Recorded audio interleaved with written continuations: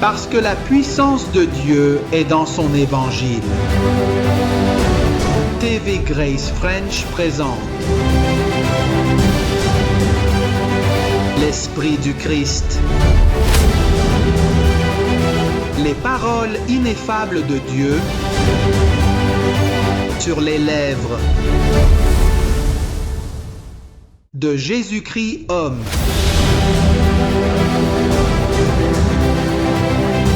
Abba Père.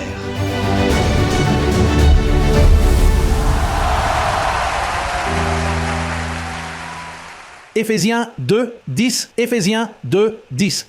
Nous sommes tous là, Abba Père, après ce qui est écrit ici dans le texte. Au verset 8, il est dit « Car c'est par la grâce que vous êtes sauvés par le moyen de la foi. Et ceci ne vient pas de vous, c'est le don de Dieu. » Le verset 9 dit « Non par des œuvres, afin que personne ne se glorifie. » Et le verset 10, qui était le texte que j'avais dans mon cœur, dit « Car nous sommes son ouvrage. » Nous avons été créés en Jésus-Christ spécifiquement pour accomplir les bonnes œuvres que Dieu avait préparées à l'avance pour nous. Voici une pensée merveilleuse qui dit que nous sommes son œuvre créée en Jésus-Christ. Qu'est-ce qui a été créé en Jésus-Christ? La nouvelle création dans ton esprit ou ton corps physique?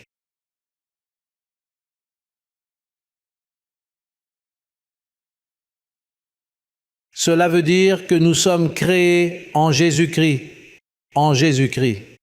Notre esprit a été perfectionné par une seule offrande. Nous avons la vie spirituelle, mais nous marchons dans un corps terrestre qui ne se soumet pas à la loi de Dieu. Si mon corps physique ne peut se soumettre à la loi de Dieu, alors ce n'est pas ce que Jésus-Christ a créé, son ouvrage à l'image de Christ Jésus. Cela signifie que ce corps physique n'est pas celui qui doit marcher dans ses œuvres préparées d'avance, bien que le corps physique marche à cause de l'esprit qui vit dans votre corps physique. Cependant, il y a des œuvres préparées d'avance pour que nous y marchions.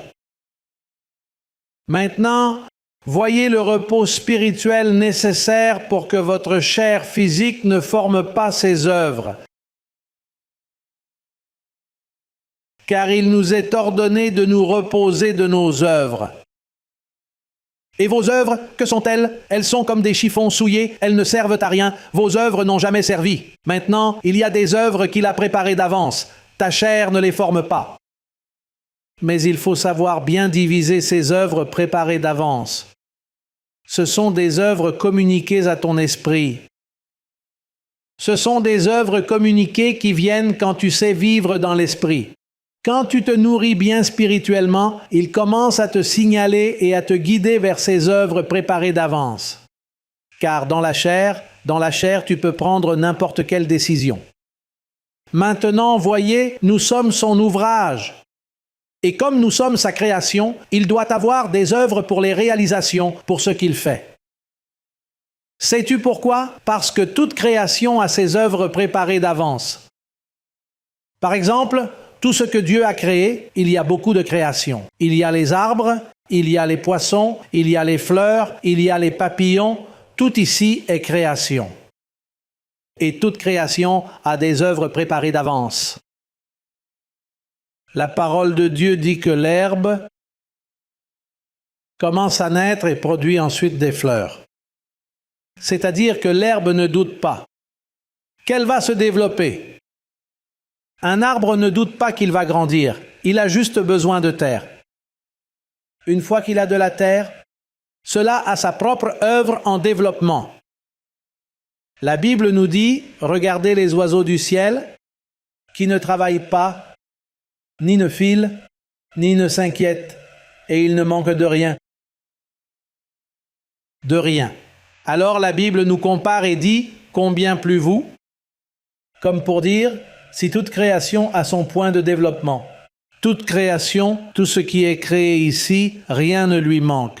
Si Dieu te dit, regarde, tu es mon ouvrage, je t'ai fait et je t'ai créé pour que tu marches dans des œuvres que j'ai déjà prêtes d'avance, pourras-tu y faire confiance et marcher correctement? cela apporte la paix. Le contraire, l'ennemi de cela, c'est l'anxiété, l'inquiétude, le doute. Seigneur, et comment vais-je me développer? Et comment vais-je subsister face à cette situation? Maintenant, je vais te dire une chose. Le doute et l'anxiété de savoir comment Dieu va te bénir, c'est le pire ennemi que la création ait pour se manifester. Écoutez mon frère, mais la pire chose chez un enfant de Dieu, c'est écouter l'incrédulité, l'anxiété, le manque de repos. Tu as été appelé à un royaume inébranlable où les œuvres t'ont été préparées d'avance. Regarde, relisons-le s'il y a un doute. Regardez ce que dit le verset 10. « Car nous sommes son ouvrage, créé en Christ Jésus pour de bonnes. » Qu'est-ce que c'est? Pour de bonnes œuvres. Mais ça ne s'arrête pas là, car il y a des gens qui disent « Oui, pasteur, il faut payer le prix pour ces bonnes œuvres. Quel prix vas-tu payer ?» Cela est déjà préparé. Ce que tu dois faire, c'est porter du fruit de lèvres qui confesse son nom. Ce qui doit être en toi, c'est la gratitude. Tu sais qu'en foi, c'est ça. La foi, c'est l'action de grâce. La foi consiste à découvrir le mystère des actions de grâce. C'est un mystère. Marcher dans l'action de grâce. Dire « Père, je sais que tout ce qui m'appartient est déjà préétabli. Je remercie, je rends grâce et je vais marcher selon ses œuvres préétablies d'avance. » C'est un mystère. Un mystère et une attitude de notre part, de marcher dans ce repos et dans ce calme. L'exemple que notre père Abraham nous a montré, il est appelé le père de la foi. Car ses attitudes étaient celles du Nouveau Testament, même si la Nouvelle Alliance n'était pas encore arrivée. Le verset 13 dit « Car ce n'est pas par la loi que la promesse d'être héritier du monde a été donnée à Abraham ou à sa descendance, mais par la justice de quoi? La justice de la foi. Car si ceux qui sont sous la loi en sont les héritiers, alors la foi est vaine et la promesse est annulée. Car la loi produit quoi? La loi ne produit pas le repos, la loi ne produit pas la foi. La loi ne produit pas la foi. La loi produit de la colère, produit de l'anxiété, produit du courroux. La loi est dangereuse. La loi produit même la mort. Paul a fait tuer Étienne. Il l'a envoyé tuer par la loi. La loi est trompeuse. Un chrétien du Nouveau Testament en loi, il est dangereux d'être à côté de lui, parce qu'il se remplit de malice et peut te faire du mal. Maintenant, si tu es dans la grâce, alors tu es un chrétien et tu n'accuses pas, mais tu bénis et tu guides les autres vers le Seigneur.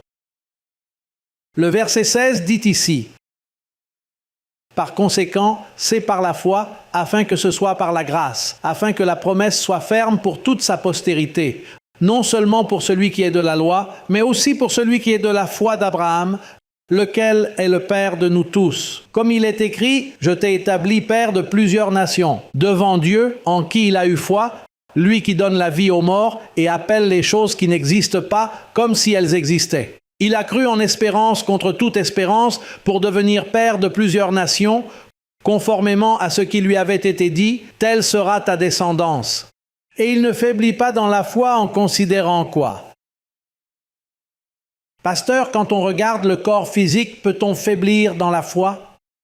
Quand tu regardes ton corps physique, ce n'est pas seulement ta foi qui s'affaiblit, tout s'effondre.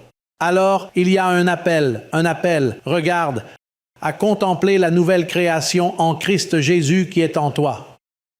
Et, sommes-nous tous ici? La nouvelle création en Christ Jésus qui est dans ton esprit, que tu es une nouvelle création, a déjà toutes les provisions faites. Elle a déjà les œuvres préparées à l'avance. Quelles sont-ils? Tu vas le découvrir pendant que tu marches dans la foi. Ah, marcher dans la foi et ne pas considérer ton corps. Car ton corps ici ne va pas t'aider. En fait, ton pire ennemi, c'est ton corps. C'est ça notre ennemi. Le corps, à cause de la loi du péché, qui réside encore dans cette chair. Justement là, en Romains chapitre 7, vois ce que Paul déclare. En Romains 7, verset 18. Et je sais qu'en moi, c'est-à-dire dans ma chair, quoi. Vois-tu, ce n'est pas la chair le problème, c'est ce qui habite dans la chair. Il dit, je sais qu'en moi, c'est-à-dire dans ma chair, le bien n'habite pas. Regarde ce qu'il dit. Car vouloir faire le bien est en moi, mais ne pas l'accomplir. Le corps ne me soutient pas. Je veux faire le bien, mais j'ai un corps qui ne coopère pas. Il n'y a aucune aide de la part du corps, de la nature charnelle, aucune aide. Imagine, quand tu suis des thérapies, quand tu reçois une aide psychologique, c'est pour encourager ta chair à faire le bien. Quand de là, c'est temporaire. Si tu apprends à faire le bien depuis ton esprit, c'est éternel, l'esprit te maintient dans le bien, mais la chair ne coopère pas. Mais après avoir découvert cela, que la nouvelle création a des œuvres préparées à l'avance, tu dois aussi découvrir que si tu regardes ton corps ne t'assistera pas. Ton corps est contre toi. Il faut croire que toutes les œuvres pour ton esprit sont préparées d'avance. On n'a pas besoin de t'ordonner de payer un prix, on n'a pas besoin de t'enfermer dans une pièce pour prier 24 jours de jeûne afin que Dieu te révèle sa volonté. Vous devez croire que Dieu a préparé ses œuvres à l'avance et que ce qui vous est destiné, personne ne vous l'ôtera. Il dit que celui qui est né pour être marteau, des clous tombent du ciel. Et si tu as été créé en Jésus-Christ, tu as été créé pour les bonnes œuvres que Dieu a préparées pour toi afin que tu marches. Mais tu ne peux pas considérer ton corps parce que ton corps va te dire « ça n'arrivera pas comme ça, fais cela pour que tu vois que Dieu ne t'a rien préparé. Paie le prix, car sinon tu n'auras plus rien. » Commencez à vous sacrifier et à veiller et à veiller et à veiller. Soyez forts et courageux, car sinon... Mais la Bible dit ceci ici, et je préfère lui faire confiance. Je préfère croire que si tout est déjà préparé d'avance pour un petit oiseau, alors je vaux plus qu'un petit oiseau, et si je vaux plus qu'un petit oiseau, toutes les œuvres sont préparées à l'avance, et moi, ce que je dois faire, c'est avoir confiance qu'il me conduira à ces œuvres d'avance. Je n'ai pas besoin de parrain, je n'ai pas besoin d'une connexion ailleurs pour qu'il... Eh bien, si cela peut être une bénédiction de me connecter à quelque chose de mieux, Amen. Mais cette histoire de mentir et de m'accommoder parce que ça me bénit, non, non, pas comme ça non plus. Dieu a des œuvres préparées d'avance pour moi. Et il n'y a personne qui me fasse obstacle à ces œuvres préparées d'avance. Il y a des œuvres préparées pour tous les animaux. Les plantes, la végétation, il y a des œuvres pour eux aussi. Vous êtes une création d'une excellence supérieure. Dieu a tout prévu pour vous. Vous devez marcher par la foi. Vous devez marcher dans l'obéissance. Vous devez marcher en croyant ce que Dieu déclare que vous êtes. Nous ne recevrons pas ce que nous possédons déjà en esprit si nous n'y croyons pas. Il faut surmonter ces ennemis de la foi qui sont dans notre corps.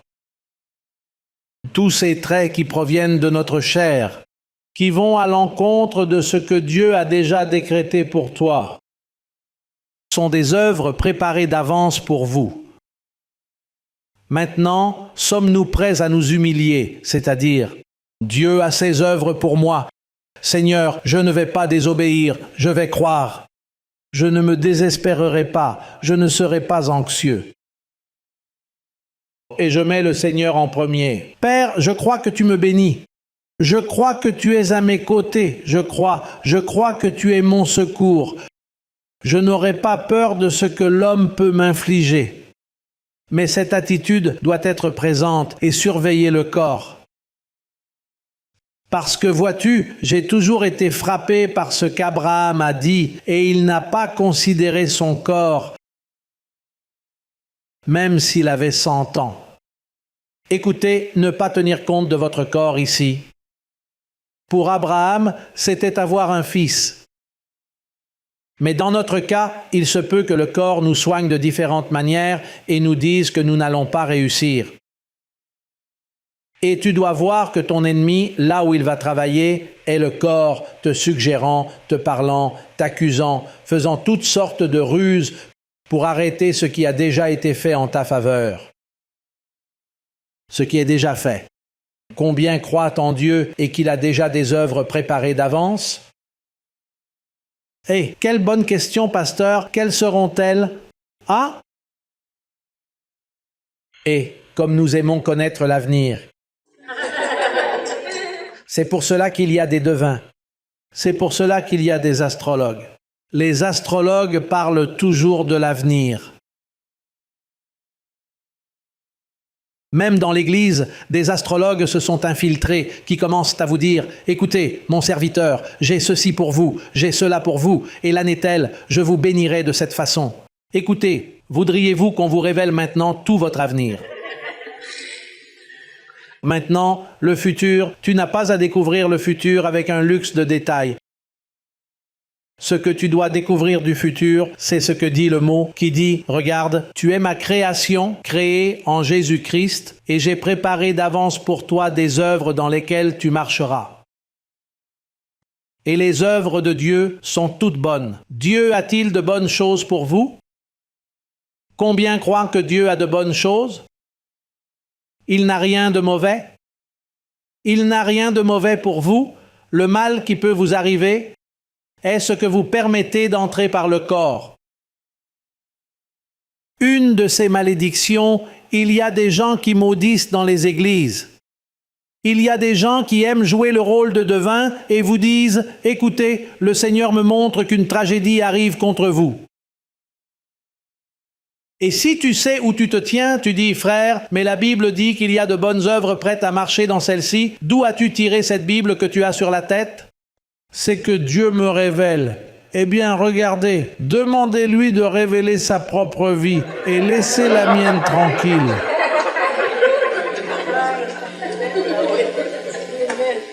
Une fois, une sœur m'a dit, il me dit, « Pasteur, le Seigneur m'a montré que vous étiez au milieu de la haute mer. »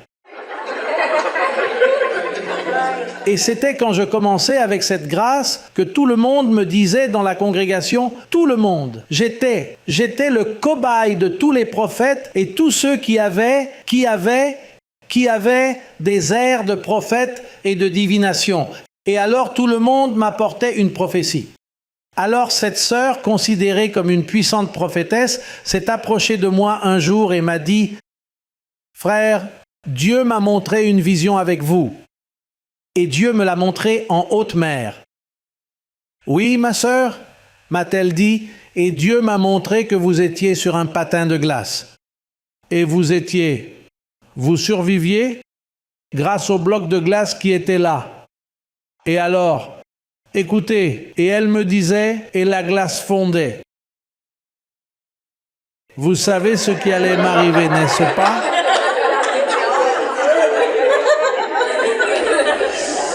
Ce qu'elle voulait me dire, c'est « Je vous vois prêcher des choses étranges et pour vous effrayer, je vous dis que vous êtes en haute mer et en danger. » Et quand elle a eu fini, je lui ai dit « Sœur, et qu'est-ce qui vous fait penser que lorsque la glace fondra, je vais couler? Peut-être que je vais marcher sur l'eau. Pourquoi ne le voyez-vous pas de cette façon ?»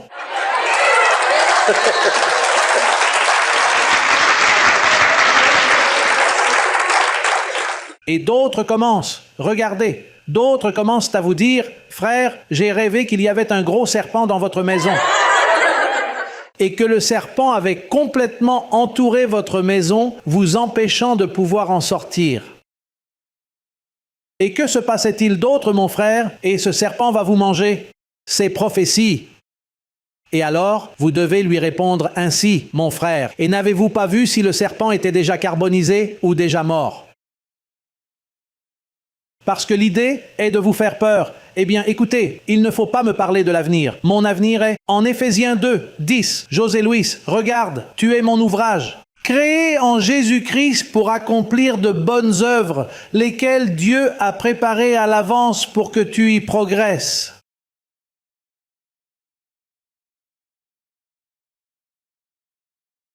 Combien croient que Dieu a de bonnes œuvres?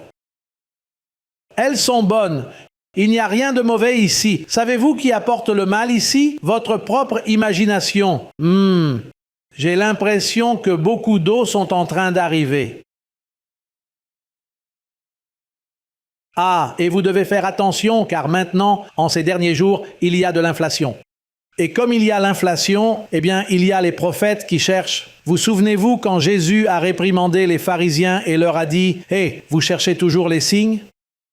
Vous souvenez-vous que les prophètes faisaient leurs prophéties selon les signes et Jésus leur a dit « Quand il fait nuageux, vous dites qu'il va pleuvoir ?» C'est facile. Pourquoi n'interprétez-vous pas ma venue? Ils n'osent pas m'interpréter alors que les prophètes ont parlé de moi.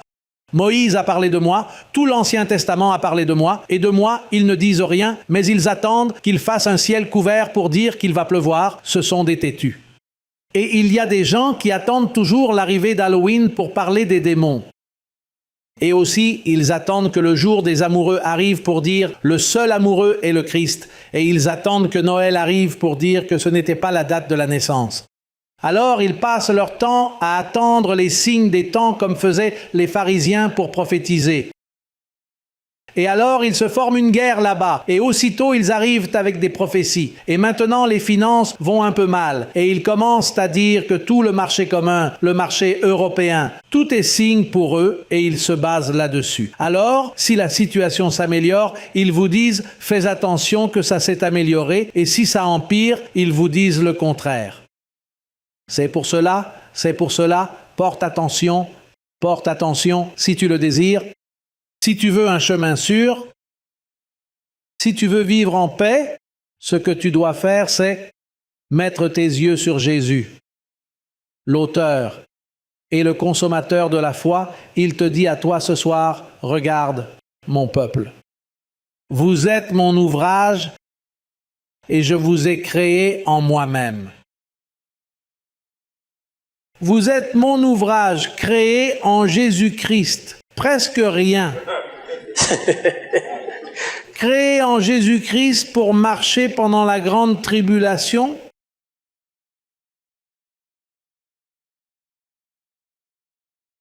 Pour marcher dans de bonnes œuvres.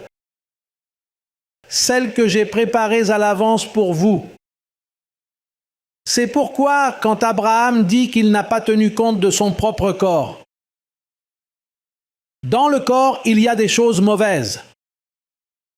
Dans le corps, regarde. Dans le corps, il y a beaucoup de choses nébuleuses. Et tu dois faire attention à ton esprit. Oui, parce que tout ce qui vient de Dieu arrive en paix. Tout ce qui vient de Dieu est en harmonie avec ton esprit. Tout ce qui vient de Dieu, tu n'as pas besoin de déformer, n'est-ce pas? As-tu vu quand nous avons utilisé la Bible, que la Bible dit « Regarde qu'elle t'a prédestiné selon ce qui fait toutes choses selon le dessein de sa volonté ». Dans un bon espagnol, c'est qu'il t'a prédestiné avec celui qui fait les choses comme il veut. Regarde, il t'a béni avant la fondation du monde. Il a pris ton nom et l'a écrit dans le livre de vie depuis avant. Maintenant, quand quelqu'un te le dit, mais c'est que quand il commence à tordre, il doit faire des efforts pour que tu comprennes. C'est tordre l'écriture. Mais, pasteur, ce que cela veut dire, c'est que Dieu a voulu que vous compreniez. Mais pourquoi tu me tords tellement le verre pour que je comprenne? Quand le verset dit là, je te dis clairement que tu es son œuvre, créé en Jésus-Christ pour de bonnes œuvres, lesquelles il a préparées d'avance pour que tu marches dans elles. Et si quelqu'un te le dit, non, mais c'est que marcher signifie attendre, et attendre signifie autre chose. Mais pourquoi tu tords autant le verset? Laisse-moi croire ce que je lis. Tu me comprends? Tu me comprends? Car le Seigneur nous a appelés à la paix.